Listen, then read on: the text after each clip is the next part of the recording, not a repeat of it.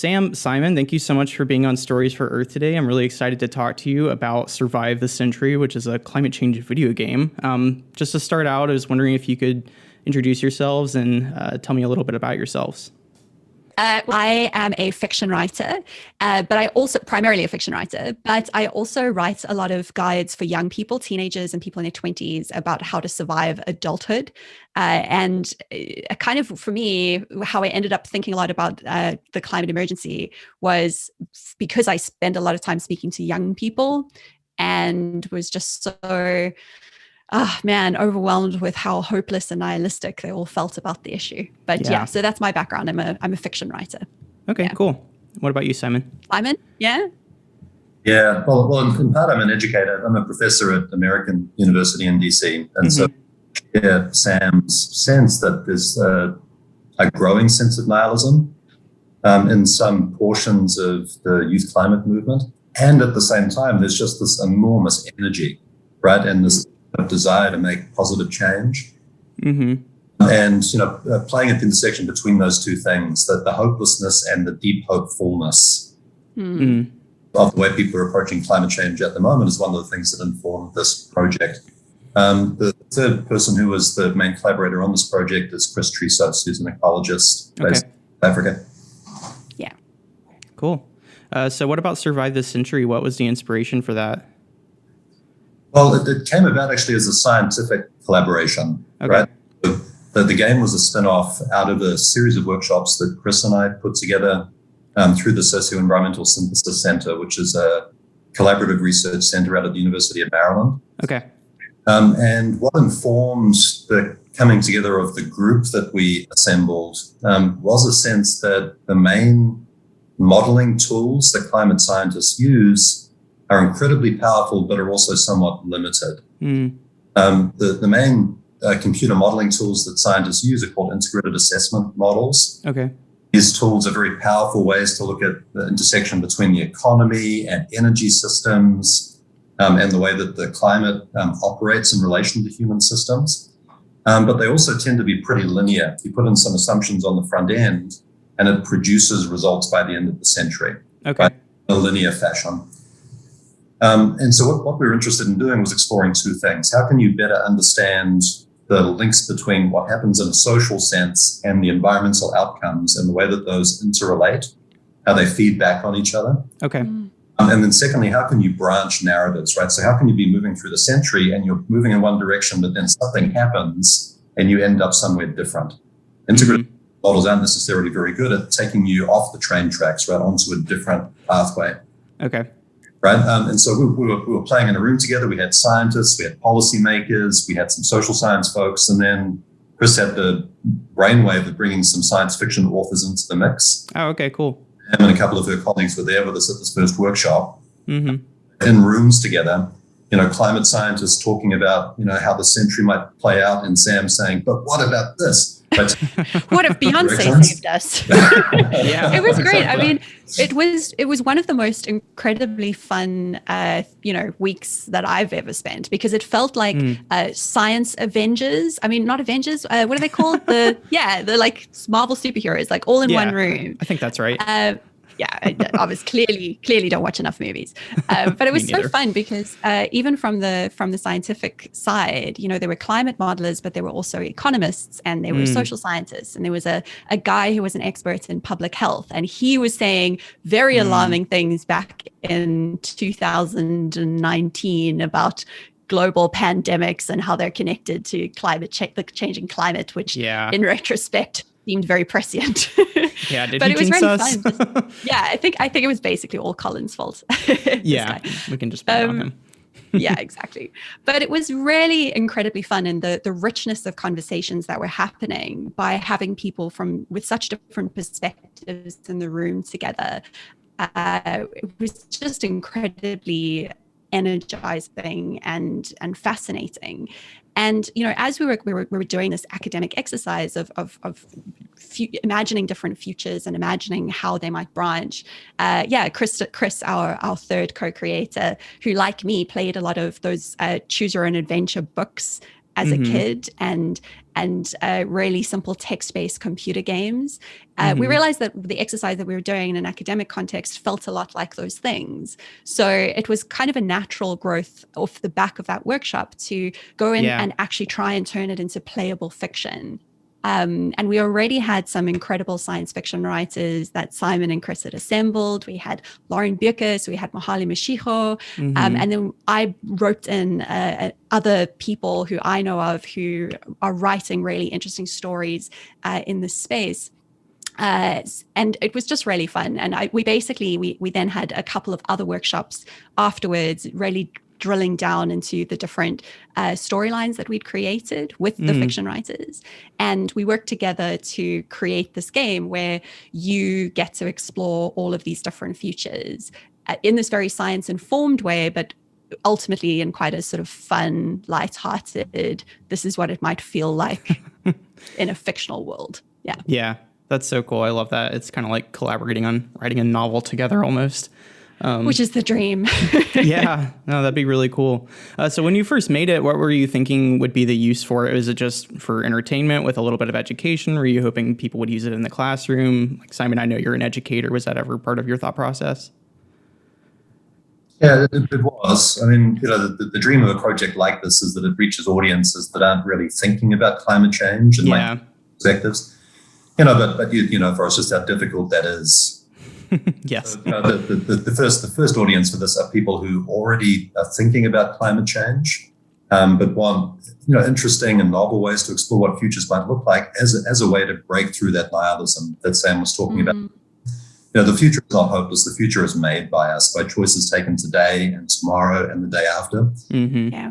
All those choices, and understand that climate choices are not just about energy systems. They're not just distant things taken by bureaucrats or corporations, right? The choices that need to be made are social choices that are going to shape every aspect of our lives. And so the game is up to help students and various other people explore that reality. Sure. I was going to ask, I was looking on the website. I was playing the game last night, actually.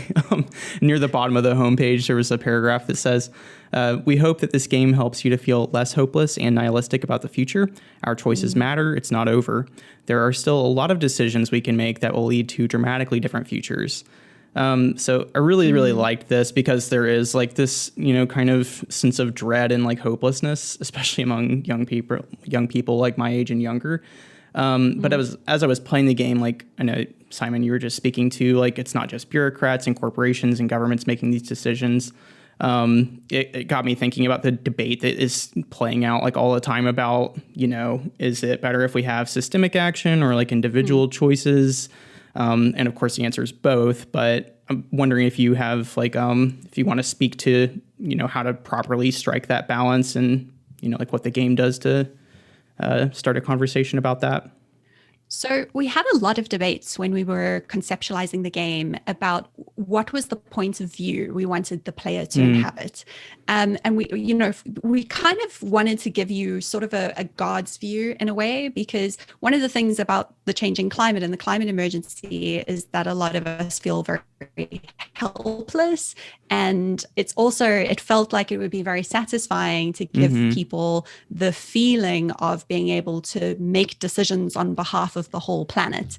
Yeah. But so it was really difficult to think about what is a sort of neutral global perspective we could give a player, because we also didn't want to get too much into the game theory stuff about the changing climate. Like, we didn't want you to be a leader of a particular country, because we do explore conflict and war specifically in one of the timelines, but that wasn't the only story that we wanted to tell. So we also thought we didn't want you to be just a regular individual, because then you can't make the kind of large scale systemic choices. And the point of view that we eventually chose was the editor of the most popular newspaper in the world. So, we were kind of imagining like the editor of The Guardian or the editor of the New York Times. Sure. And our feeling about that is, as that person, you influence culture and you influence popular opinion. And that felt like a useful way to encompass both of those opinions, because popular opinion leads to the individual actions and behaviors that people make in their life, but it also influences the politics in turn. I do believe that the politics ultimately follows the people eventually, not always perfectly. And there are some timelines where that relationship breaks down. So there's one timeline which explores like green authoritarianism, essentially. Oh, okay. Interesting. Which is where essentially like you as the editor of the newspaper just become a puppet mouthpiece of a very powerful autocratic state, and you can't choose what headlines to run anymore. You are told. Yeah. Which was kind of funny. But we were really interested in different forms of political organization, and we explored different ones and let the player go and explore. Important in designing it to find a point of view that could talk about both things, could talk about like, as humans, we believe that traveling all the time is something that we need to do less of, but can also make changes around the energy system, and can do both. Yeah. Simon, did you want to chip in there at all, or did Sam mostly cover that? Well, I mean, just to the bigger theme of the question, Forrest, I'm in the camp that thinks that individual action alone is kind of a dead end. We focus our attention, because if we don't have good choices available to us, then choices, right? And so individual action has to aggregate in some meaningful fashion to systemic change. Things that we're looking to explore in the game is how people start to think of themselves not just as individual, say, purchasers of things in marketplaces, but actually as political actors who can make broader change. Right? And that's an important distinction. Yeah. So much of climate action tends to be sold to us, and I use that word with a particular meaning, right? Sold to us by corporations who are trying to deflect from their responsibility. Yep, like a carbon footprint. From the climate crisis, right? Yeah. So you as individuals are the ones who need to make the change, and you as individuals are ultimately the ones who are responsible for climate change, which is true, right? It's the systems that need to be thought about and worked on. Yeah. And I think that it also kind of was making me think about self-efficacy, which I know is a really important thing when it comes to people taking action. Because I know like a lot of times when you see a problem like climate change, which is arguably the biggest problem of our time and seems so insurmountable and just so mind-bogglingly huge, like you kind of tense up, right? And you're like, oh, there's nothing I can do. But I feel like a game like this kind of puts some more gives people a little bit more sense of agency when looking at the climate crisis. Was that a big part of your thinking in this?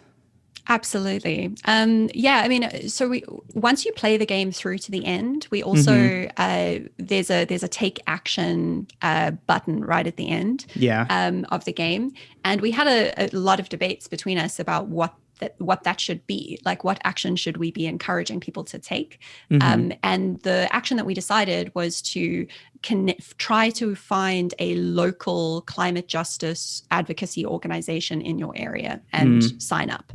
And then we basically click through to a search panel where you can find a local one. Because it did feel like we want to give people that sense of agency, and how we want to let them carry that forward into the world is to encourage them to be a part of the political organizing that is happening wherever they are. Sure. And that has to take local flavor. The climate issues are coming up in different ways in my home country, South Africa, than they are in the States. And you know, it's such a complex thing that encompasses social economic issues and inequality and so many other things. But it felt like that was, you know, we wanted to definitely let people feel like they had control, even if it was fictional control, but then to take that sense of there is something I can do into the real world. Yeah. Kind of moving the momentum out into IRL. Yeah, exactly. Cool. Into the meat space. Yeah, exactly. I was going to ask, in Sam, by the way, I was just going to say, you sound like in your videos coming through like 100 times better. So whatever you did worked. So just so you know. Yeah. So glad. getting into some of the decisions that you can make in the game, and we're going to talk about politics for a second. A lot of the choices that you can make are, frankly, pretty liberal, which I was excited to see because I am pretty liberal. But so it was interesting to see how those would play out. But I'm curious if you've had any, I guess, like feedback from someone who comes from a different point of the political spectrum, like how they reacted to that and what your response typically looked like.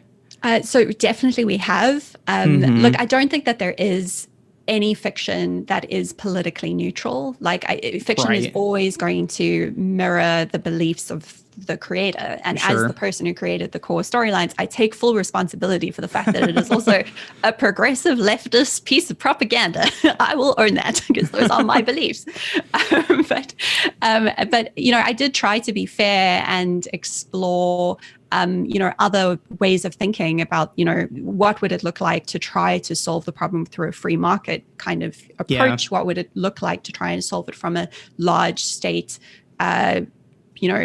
sort of approach? What would it look like if it devolved into eco-fascism? And, we try to explore all of those things. A game like this, what's great about the format is, and how it's different to other forms of fiction I've written, is I don't pretend that, or none of us pretend that we are predicting the future. We get to talk about multiple futures. So I'm very skeptical about some of the consequences of a purely free market approach to climate change, especially because I think it can get us some of the way there, but then you just end up with the same problems again further down the line. It's not for everyone. I hope that it sparks conversation though, and I hope I would love other people to make remixes and riffs, I guess, that explore more, different views as well and different pathways. But it's not neutral because I don't think fiction can be. And I agree with you. Fiction, I mean, any kind of art is always going to be political, and like almost everything is political. So but we did have a large group of people that we collaborated with on this game, and they did span a spectrum of opinions. So that did make it better, that we did have a lot of different inputs. But I take full responsibility for any of the biases, I suppose. Sure. And if I could add just one thing there, Forrest. I mean, one thing that we wanted to try and get away from in the game was saying there's only one happy ending. Right. Change. So typically when one talks about climate change, it gets sanitized into a set of numbers, right? Trying to avoid 2 degrees Celsius of warming by a certain date. And if that's all you're talking about, it feels like basically any action is justified as long as it keeps us beneath that temperature threshold. But what you see if you play through this game is that you can get to the end of the century and yes, you've fixed climate change in the sense that you've not crossed 2 degrees, but all kinds of other terrible things might have happened. Sure. Right? The world has become incredibly unjust. Lots of people have been left behind. Lots of species have been wiped out. Because of the pathways that have been followed. And so there are multiple positive, in a climate sense, endpoints to this game, better in social and political senses than others. We really do encourage people to play through the game multiple times, explore and experience those different timelines, not just for their climate impacts, but also for their social flavors. That was one thing that I really liked about the game, is how much of a holistic approach it took. Like, you had to balance all these different factors like climate, conflict, the economy. And I actually kind of experienced what you're talking about firsthand, because as I was playing through it last night, I was like, sure, like abolish all the militaries. And then, I got conquered by the Martians. So we beat climate change. Elon Musk swooped in with his drones. And he was like, "Oh, thanks for fixing it. I'm just going to settle back in. Might move back to California." I'm interested to hear that you took the kind of green utopia path first, because I'm always interested talking to people, because it seems like some people, their first instinct is they play the game and they just make the most villainous decisions just to see how bad that things can get. And then they go back and they try and something more positive. And other people like you are like, "Oh, yes, okay, I can do all the things that I wish I could do in the world." That's kind of the approach I took. I'm like really interested in utopias, especially like green utopias. So that was kind of like, oh, like I can see how it would actually happen. Am I crazy for thinking these ideas are good ones? But yeah, there is all, I felt like there was kind of like an aspect of like, if you're, like if you're playing like Grand Theft Auto or a game like that, where you can kind of just be as bad and horrible as you want to be. It's kind of just like, oh, like, yeah, let's just see what happens. Like, can't do this in real life. So, I mean, it's not hurting anything. But I think that, that was something that I really learned about the climate science being part of this project. And I learned this from, getting to hang out so much with Simon and Chris, which was just such a pleasure, learning, picking their brain constantly. So Chris has this wonderful metaphor that he uses about the climate. And he says, imagine a highway. And where we are now is 1 degree hotter than pre-industrial times. And the end of the highway, if you drive all the way, gets you to 4 degrees by the end of the century. And Yikes. we're in a car and we are driving on that highway. And we are, at the moment, we are coming close to the off-ramp that goes to 1.5 degrees. We haven't passed it yet, but we are coming up close to it, and we haven't started slowing down or pulled into the slow lane. But we could still, it is plausible that we could still get off at 1.5. Yeah. But if we don't manage to get off at 1.5, if we miss that off ramp, then it doesn't mean that you are then, throw up your hands and I guess we're going to 4 degrees C now, right? Yeah. We're doomed. You could still then try and get off at 1.6. And then if you drive off 1.6, you got to try and get off at 1.7. Like every 0.1 of a degree really does matter. And it was really, I think, healing for me to let my brain go to the Mad Max apocalypse situation and see, okay, it could really theoretically get very bad. But it's not like it's a binary thing. It's not like either it's great or it's terrible. And even if we start off on a bad path, there are still decisions that you can make later that could make things better. And it's important to recognize that, the changing climate is something that we're going to have to keep making choices about from now until the end of the century and beyond. Yeah. That was insightful for me. Yeah, that's a great analogy. Yeah, and I feel like that's something that not everybody realizes, especially when you're just talking to people who don't have a lot of exposure to, I guess, climate science or just conversations about climate change, is like, they're like, oh, it's only like 1.5 degrees Celsius, or I think it's like 2.7 degrees Fahrenheit for Americans.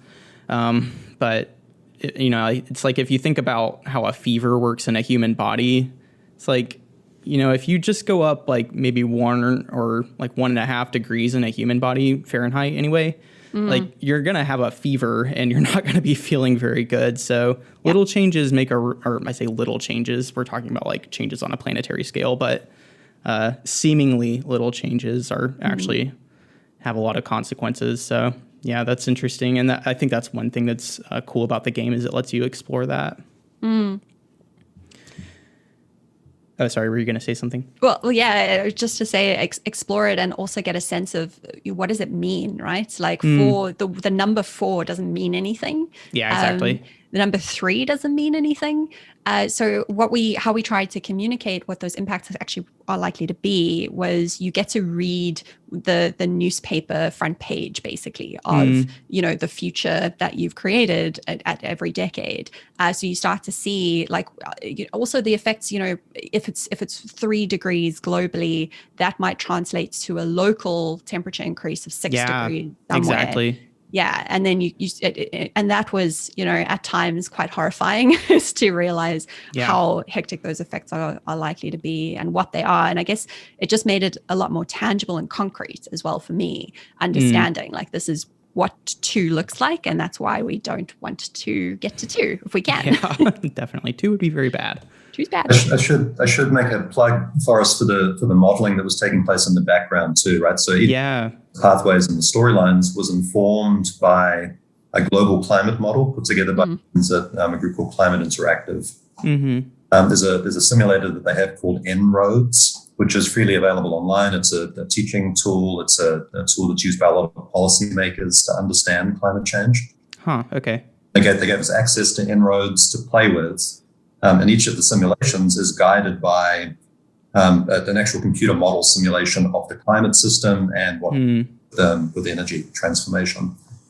And so you can get to the end of the game, and the way that Sam has worked the game, you see what the global situation looks like in En-ROADS, and there's a button you can push to go through and actually play with the simulator. Yeah. So which is a different way of experiencing the climate through the century. Yeah, I played around with that a little bit last night when I was finished with the game, and it was interesting, how you can kind of tip the scales in one way or another and all these different factors and see how it affects like drawdown and that sort of thing. So yeah, I thought that was really cool. I did want to switch gears just a little bit and kind of talk about economy. So I've been having some interviews lately, and this keeps coming up where we talk about, is it possible to have a livable planet and capitalism in its current form at the same time? And this is an enormous question, and it's probably going to be a question that we're trying to figure out for like a long time. So I don't expect you to have like a silver bullet answer, but I am wondering if there are some changes that you think we could make today that would make capitalism less destructive, essentially. So Simon arranged a conference a couple of weeks ago that I attended where Kim Stanley Robinson was talking about this question. Who's another one of the incredible science fiction writers that I love, who talks a lot about the changing climate. I would be fangirling so hard. It was great. Yeah. And he said this thing. I basically just going to tell you what he said because it's much wiser than anything I can say. Okay. This problem is so big and it is so urgent. The changes that we need are so urgent that we do not have time to first reinvent the economy and then solve the problem. We have to marshal all of our available systems and try to get them to work. So in his most recent book, Ministry for the Future, he explores ways that central banks could play a role in, essentially like as far as, and this is now back to my understanding, the problem of capitalism is largely about externalities. So making sure that people actually bear the costs that they are responsible for, which our current economic system just isn't doing well. So even if you are a philosophical free market capitalist, I think you can get on board with this idea that there's a structural fix here, and that could be done through carbon taxation or a number of other things.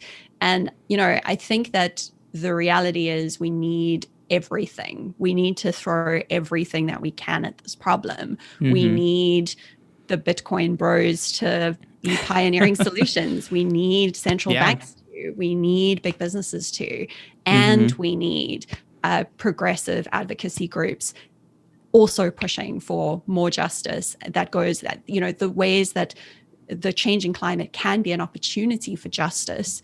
I think there's also there's some very interesting questions about global justice inherent in the changing climate, specifically around the fact that the top per capita polluting countries are not the countries that are going to bear the biggest costs of the changing climate. And what are the systems that we are going to put in place to fix, to deal with that problem? And that could change a lot. But so I think for me, the answer is that we need everyone on this bus. And we need to be doing everything right now. And that means using the capitalist tools we have and using the progressive tools and the political tools and the cultural tools. Yeah. Sure. Simon, do you want to add something to that? I think Sam, I broadly agree. I think that's right to me. So I'm a political scientist by training. Politics is the study of who gets what and how in social systems. It's about the way power flows through those social systems to produce ends. And you can take a system like capitalism and you can imagine different arrangements of power inside that system that are not just so awful for the environment and are not so bad for people, right? Which is to say there are lots of different forms of capitalism. Sure. Could be compatible with human futures. You could overthrow capitalism. Somebody could overthrow capitalism, have some sort of different economic system, but it could still be perverted by powerful players inside that system. Sure. To lead to bad outcomes, right? A friend of mine did his dissertation work in Indian villages, distributed energy systems, right? This kind of utopian nirvana idea that if people just kind of get the ownership of the means of production, then things are going to work out okay. Yeah. turns out that people with power inside those social systems seize the means of production and use them to their benefit, even in those different in social settings, right? Yeah. And so we can't imagine ourselves into that future and then pretend it's going to work out okay. We've got to do the hard work today to make sure that social systems, human realities are compatible with ecological realities. That's the work. And there are lots of different potential ways to do that. Yeah. Just one answer, right? Again, why this exploration with Sam was so much fun. But I think you're right, Sam. The tools are here. We've got to work out how to use them more effectively in the service of human well-being and ecological well-being. That's the work that we need to do. Yeah, that's interesting. And I'm glad that you had such a nuanced answer to that, because I feel like, it's just like human nature to search for simple answers to huge problems like this, and that doesn't really work, even if you have really good intentions. But I mean, I feel like power is just a corrupting, thing, and even if it gets into too much power gets into the hands of people with really good intentions, some really bad things can happen. So, I was going to talk about storytelling a little bit of the game. I really loved reading all the headlines that you see as you're moving through the decades. Some of them were kind of like Onion articles, and I appreciated that. I thought they were really, they were really great. But in real life, the news is hardly ever that straightforward. It's actually pretty difficult to read the news if you're reading it critically. And even a lot of mainstream news outlets, really big reputable news outlets who do good work, have a hard time reporting on climate change. I think like the New York Times, CNN, big players like that. So I'm not talking about fake news, but I do wonder if you have any advice for readers to spot stories in the news cycle that kind of fall prey to some of these, dubious ideas, like a false equivalence fallacy, or Simon, like you were talking about earlier, some myths propagated by the fossil fuel industry that this is a consumer problem, not an industry problem. Go ahead there, Sam. Pointing to me. I'm pointing at you. The news media sensationalizes, right? I mean, I'm not going to say anything, Forrest, that is surprising to you as the reader of the media, right? The news media sensationalizes. If it bleeds, it leads. All that kind of stuff that we know about. Climate change is an instance of what some folks have called slow violence. The real thing of climate change is just this accretion in the background, every aspect of our lives, and it's how to tell stories for people who are focused on second by second news feeds about something that moves across decades, right? And so what tends to happen is that on the positive side, we get, hey, here's this remarkable new energy technology that's going to change everything, and that becomes a story, even though those things never materialize. Yeah. And then on the flip side, we get, oh, here's this weather event, but scientists don't know if it's climate change or it's this, it's that, but horrible pictures of disaster. So it's going to be a headline. Yeah. And that's not climate change at all. Yeah. The best climate fiction that's out there now is talking about human lives across the ends of time, with climate change kind of working in the background, the conditions of those lives. You read Amitav Ghosh, you read, who you've spoken about in your podcast, Forrest, and you read other sorts of folks with that type of caliber. They are human stories. Right. Climate change stories, they're human stories that take place in the changing climate system. So I think what Sam brought to this with her colleagues is the emotive aspect, right? The human aspect. Those headlines are meant to be funny. Yeah.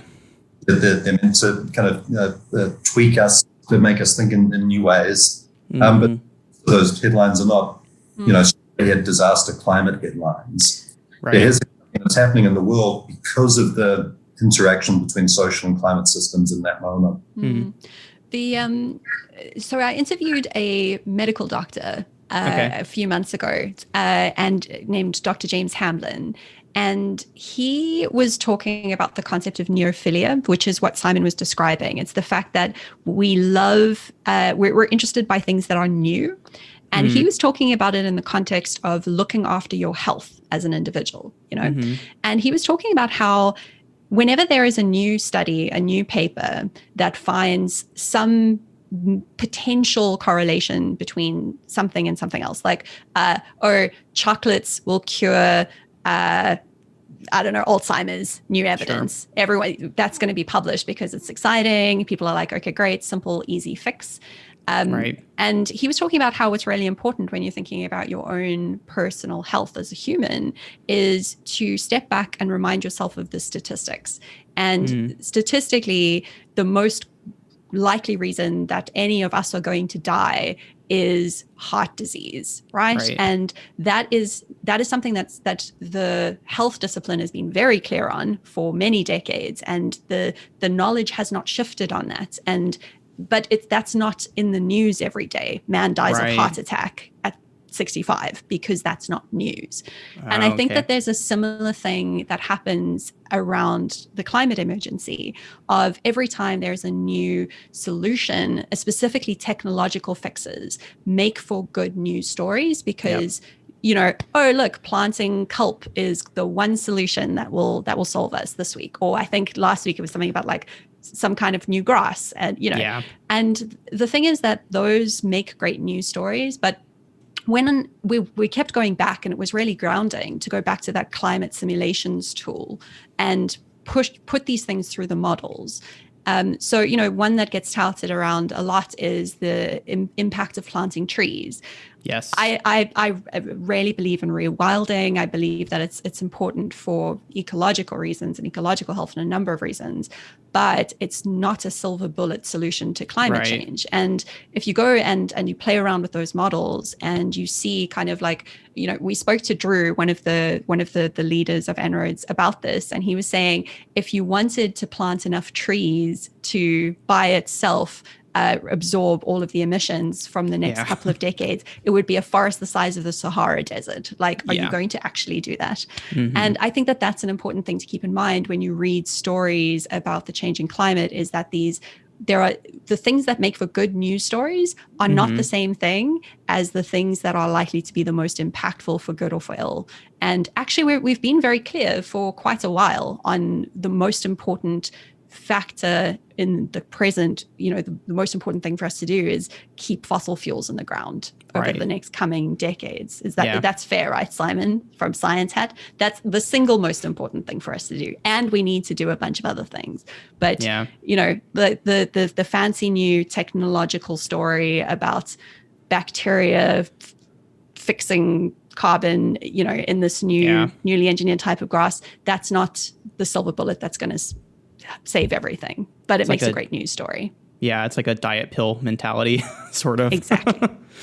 That's a really great point. And like you were making me think of the Overstory, Simon, when you were talking about climate fiction that you know, focuses on climate kind of in the background throughout the course of several people's lives. And a huge theme of that book was like humans need to learn how to think in terms of like ecological time, not just in terms of like human time. And ecological time moves a lot slower than human time does, so that's really hard for us to wrap our heads around. But that's another really great thing about this game, is that you're moving through decades, and it is taking a long time. You're going all the way to, you know, the end of the century. So I thought that was cool. So speaking of news and narratives about climate change, I am still just amazed that so many like news outlets take money from the fossil fuel industry in terms of like ads. And I feel like this is especially problematic since advertorials are such a thing now, and that's such a revenue stream for so many newspapers and just you know, media outlets in general. But last year, The Guardian was, I think, one of the first major news outlets, if not the first, to ban advertising from fossil fuel, which I thought was fantastic. Do you think other news organizations should follow suit? I mean, it would be great if they did, definitely. But I think that we also need to challenge ourselves as a society to think about what are the ways that we should be funding the news media, because I think, like I have empathy for people who work, as journalists who have had their careers hollowed out over much of the last 20 years. And we don't fund and support, well-researched journalism as well as we should in most parts of the world. So yes, we should, but also we need to figure out what's going to replace it. Sure. I would say, yeah. Yeah, that's fair. Simon, did you have anything you wanted to add? Well, I'm also, as a piece of the same puzzle for us, trying to puzzle through the role of oil companies, fossil fuel companies moving forward in energy transition. There are some folks who say that we need to demonize oil companies, fossil fuel companies. They are like the bad guy in the story. And that would seem to suggest that, yes, getting advertising from those companies away from the media is just an unalloyed good thing. But then on the flip side, there's just enormous industrial expertise and capital, know-how, political influence in these companies. And so some folks are wondering, can you take these fossil fuel companies and turn them really into true energy companies out of the transition that needs to take place, right? Yeah. So to that, part of my work is on carbon removal. Systems like direct air capture that would take large amounts of carbon dioxide out of the atmosphere, put it into storage. Oil companies could use that notion as a way just to keep their core business model intact, right? Yeah. They say, we're going to suck all the carbon dioxide out of the atmosphere. Nothing else needs to change. Don't worry about it. Silver bullet technology just over the horizon. Or maybe oil companies could get on board with the need for transition and could be a part of the answer to bringing those carbon removal options on board, right? In really beneficial ways. I don't know how this is going to play out. Sure. Answer to those sorts of questions. Anything we can do to hold oil companies to account and to make sure that they're good social actors, totally on board with that. Yeah. I think it's this complicated. Like, this is my main thing I have learned through this process is nothing in this space has simple answers. Yeah. I mean, it's like, there's the question of divestment versus stakeholder activism, I suppose. So, should we be encouraging large institutions to sell their shareholding in the energy companies, or should actually activists be trying to gain more control, again, using the system as it exists today, of how, shareholder control works?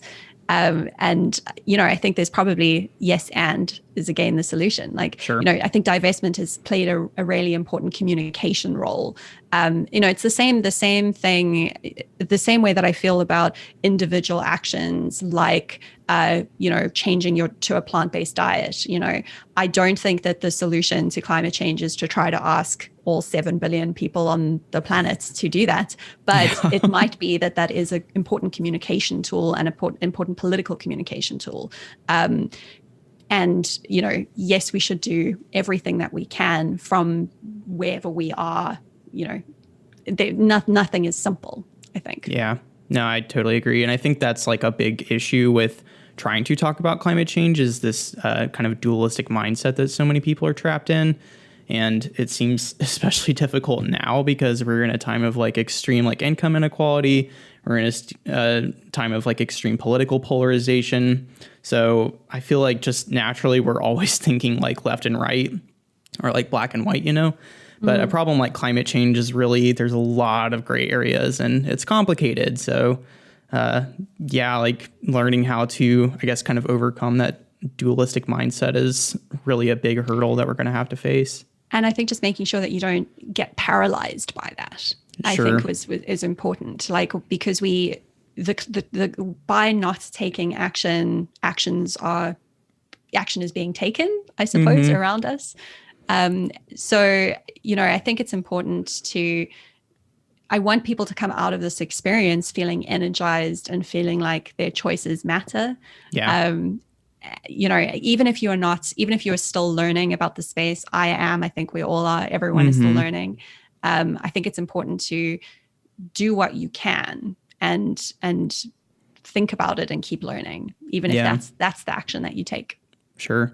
Yeah. Simon, you said something else that made me think about this, but I was wondering if like what kind of, I guess, story structures y'all looked at when you were originally writing, I guess, the different timelines for this.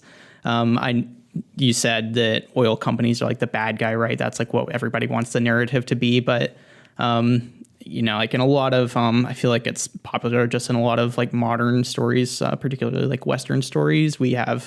There's like, the protagonist, there's the antagonist, the protagonist kills the antagonist and then everybody's happy. It's kind of like a simplified version of that story, but that's not really how things always happen. But you also have like a lot of other story traditions that are quite old that are much more complicated than that, actually. And I feel like I see it a lot in movies from Hayao Miyazaki, like Studio Ghibli films, like Spirited Away and those sorts of films.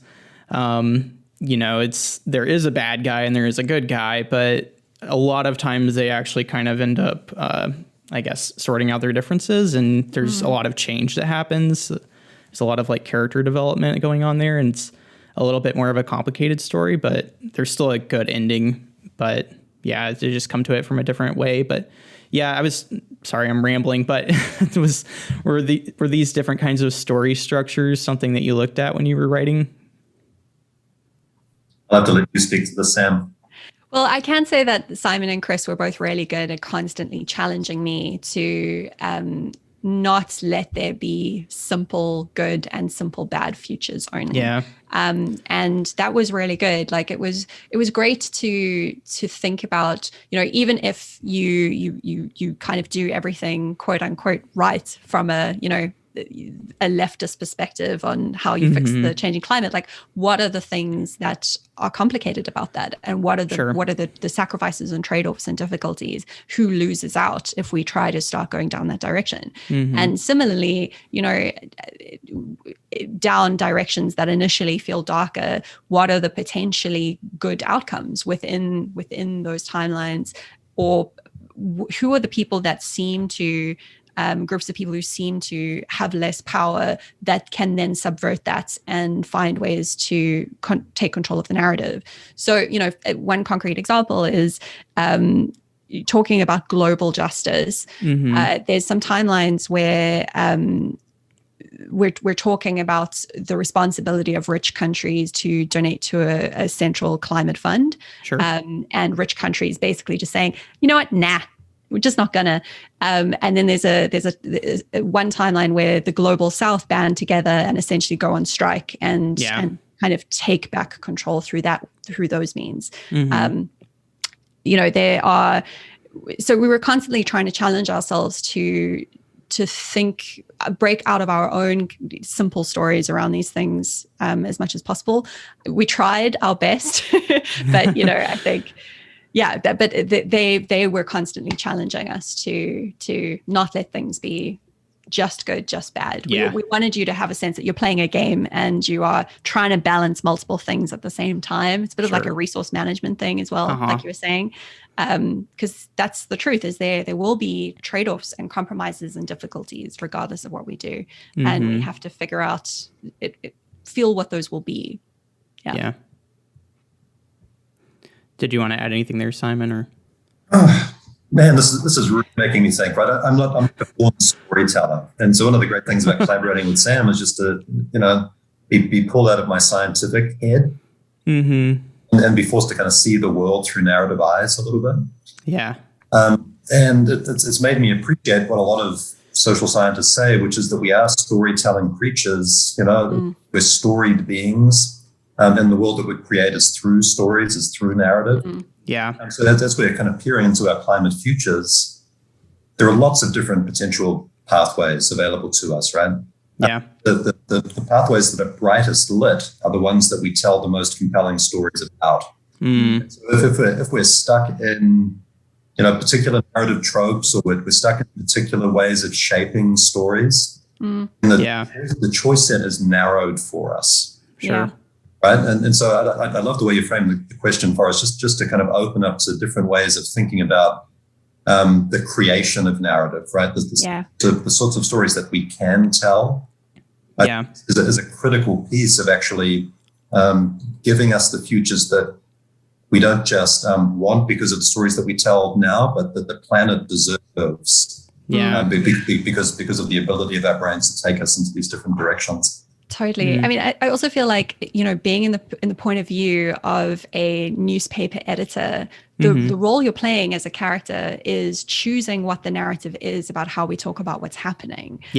So the whole game really is about stories. So for example, when people start to become displaced, when more people start to become displaced from the changing climate, you get to choose, like, are we going to talk about this as, wow, all these refugees are going to come and take your jobs, or are you going to talk about this in a different, more humane way? And how you talk about the facts of what's happening, which are, the supposedly neutral facts, that makes other different futures possible or not, And for me, what was so amazing about this project was how it was a collaboration between people who think in such different ways.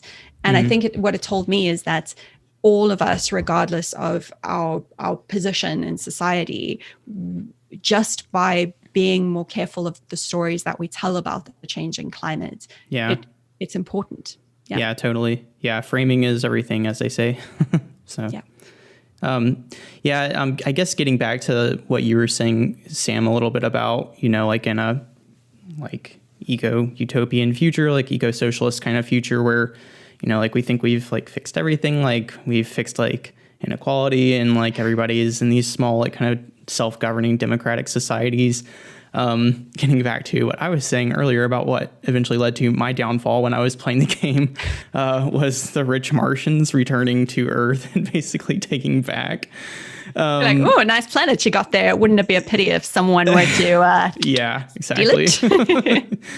Conquer it. But that is something that I wonder about a lot. And there will be pushback to that kind of, there already is pushback to progressive measures across the globe. And we're seeing that here, especially in the US and I think also in the UK. But I was thinking about Elon Musk and how he's saying, I think he said in a interview last October that, once he finally gets to Mars and establishes his Mars colony, SpaceX is going to create its own laws and basically they're going to disregard earthly laws. So, that just got me thinking, if we do, follow through on some of these progressive proposals, taxing the rich to pay for all these, sweeping set of changes that we're going to have to make, what are the effects of that? And I was wondering if you could just kind of talk a little bit about your thought process as you were building the game. Simon, as a political scientist, I feel like you got to take this one. Curious to hear your thoughts. I mean, I'm just a writer. I just make stuff up. I'm just going to shrug, which may not come through well in a podcast setting. So one thing that we know about people, as I was saying, we're storytelling creatures. And in addition, we're also just immensely malleable. There are lots of different sustainable social arrangements. There are lots of different ways that people can come together for mutual benefit. Sure. In the United States, it just happens to be a highly individualistic society, and it has become very dualistic. Largely across this kind of cultural boundary between a two-party system. That's not the natural order of things. It's just the way things are in the United States right now. It doesn't have to be the way going forward. And so what we could imagine that eco-communal, eco-socialist type of future playing out, provided that there are ways to smash the overriding power of greedy corporations and political actors who are working within the current system who are going to find that threat. Yeah. Right? And that's a big if. I can't forecast whether that's possible. I can't tell you all that would need to happen to make the world eventuate. But it's certainly a plausible future, right? And that's part of a game like this. Not just to say what's most likely given our current understanding of political conditions. It's what's possible given all that human beings are capable of. And let's reach for the good opportunities that come from that. I think we get so stuck in the story that we tell, the story that we live in as well, right? So, right now, this is how things are. And therefore, all of us have this tendency to believe that that is how they've always been, and that is how they always inevitably will be. Yeah. And it's worth remembering that the political and socioeconomic conditions we live under right now are unusual in global terms and relatively recent. Yeah. And I think what was interesting and challenging was to try to imagine alternatives playing out over the rest of the century. We have to do that before we can organize right now. We have to just at least first allow ourselves to believe that the story that we live in is not the only story that we can tell about humans. Yeah, that's interesting.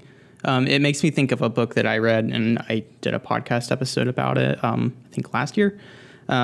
Is Ishmael by Daniel Quinn. And a huge theme of that book is just that there is no one right way to live. And I thought that was great. And he talks all about kind of, I guess, like the cultural soup that we live in. It's kind of like, a fish doesn't know it's in water sort of thing.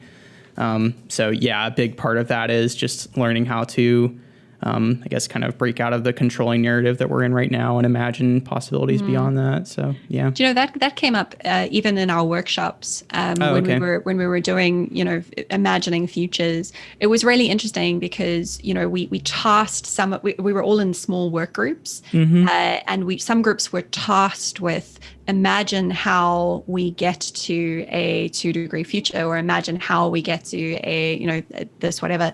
And it was interesting that there was resistance internally. I could feel it in myself, of trying to be more positive, because sometimes I was just like, oh no, but that would never happen.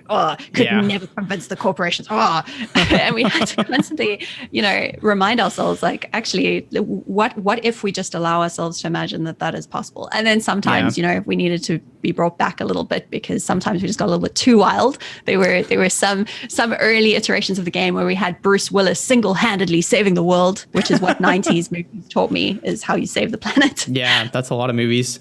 Right? Yeah, that's so funny. Okay, cool. I wanted to talk a little bit more about economy. This was something, again, that came up when I was playing through the game last night. But one aspect of the current, or the timeline that I went down, was that the world kind of collectively started to redefine what a good economy looks like. People always talk about, like, oh, the economy's good right now, it's bad right now. So I think in my timeline, it kind of shifted to more of like a well-being economy, where it was this more like kind of holistic approach. We kind of ditched like the only looking at GDP as the main metric for, like what constitutes a good economy. And I was kind of just reading about this, and I didn't know this, but there are some countries now that are kind of, I guess, at least beginning to work on moving to a well-being economy. I think New Zealand and Scotland were two that I came across. There might be others, but yeah, I mean, this is just another thing. Like, is this one way that you hope to challenge people about the ways that they currently think about the economy? Yeah, absolutely. I mean, I think the question when we ask, is the economy doing well, it's always for whom? Right. I think we saw in the last year, in a time where things were economically very difficult for a lot of people, and yet the stock market was booming. Exactly. And again, like, what is the story we tell about how is the economy right now? What are you shifting your focus onto? I mean, I think in general, the best science fiction we try to extrapolate from the present, as much as possible. So yeah, we did. We looked at alternatives. We kind of called it in our game the Global Happiness Index, or the Global Wellness Index. Sorry. But yeah, and that isn't something that we invented. There are people who have experimented in the real world with all of these things. Yeah. And in fact, even, as wild as some of the timelines do get in the game, there's nothing in there that isn't based on something that is being researched or talked about or experimented with today. And I think that's also, the importance of, groups trying things out is, we need to find a myriad of solutions. Right, exactly. I thought that was like one of the most exciting things about the game is that, you could Google this stuff and you're like, oh, this is kind of already happening. That's cool. So yeah, that's cool. Simon, did you want to add anything to that? So the history of GDP, I find fascinating. Right? Yeah, it's an interesting topic. Yeah, it's totally fascinating. GDP as a measure was invented by an economist named Simon Kuznets in the States, coming out of World War II. Mm-hmm. He said to the US government at the time, what we're looking to do is to measure the output of the economy. This should not be a measure of economic well-being. You shouldn't. Way. But within a couple of years, because we're just intoxicated by numbers, right, it started to be used in that fashion. So that the person who invented the measure saw the problem it would create, right? And he every year saying GDP's gone up, miracle, the economy's doing better. But as Sam was saying, it's not a measure of this real thing called the economy at all, right? Yeah. If you want to lead the United States out of recession now, just dig a whole bunch of stuff up, set it on fire, put it in a hole, and do that over and over again, and the economy is booming, right? Yeah. Still is good for the economy. Every divorced family with people going through heart attacks and so forth, good for the economy. It's bananas. And I mean, the GDP is never measured like the economic value of the labor that people do in their households, for example, which it turns out is like pretty important for human well-being, right? Surprise. Yeah. Yeah, surprise. Yeah. Oh, that's interesting. Cool. Well, I guess last question I had was if people are wanting to, if they're inspired to drive change IRL, as I was saying, after playing your video game, what are some of your suggestions on how they can take action? Most important thing, start putting together a personal militia to fight the Martians in case they come back and invade the planet. Totally. That's the single most important action, clearly, right? I mean, I learned that lesson the hard way. I hope you did. Yeah. I'm a pacifist. I don't think people should have guns, but everyone should buy guns. I'm kidding. Anyway. Yeah. Simon? I'm a bit Buddhist when it comes to this particular question, so the line that I use is stolen from others. It's, making sure that your heart's greatest desire meets the world's greatest need. There are so many things to do that are valuable, right? Because as Sam was intimating earlier, this is such a big problem. Yeah. Right? And it's not like there's one thing that any person can do that's going to make all the difference. Yeah. Everybody can do a whole bunch of things. Find the things that light you up. Find ways to get involved, right? And then just get to work. Don't be paralyzed. Fight the nihilism. Yeah. And get involved, right? Because working on hard stuff is the best way to live. I agree. Cool. Sam, did you want to add anything else to that, or Simon that is say the it most all? perfect thing that anyone could say, so I'm not going to try. Okay, yeah. I second that, Leave it too. on that, yeah. All right, cool. Well, thank you so much for coming on the podcast. It was such a pleasure talking to both of you, and yeah, I'd recommend everybody check out Survive the Century and go through as many timelines as you can to, see how it plays out. Thanks again for coming on. Thank you. Thanks.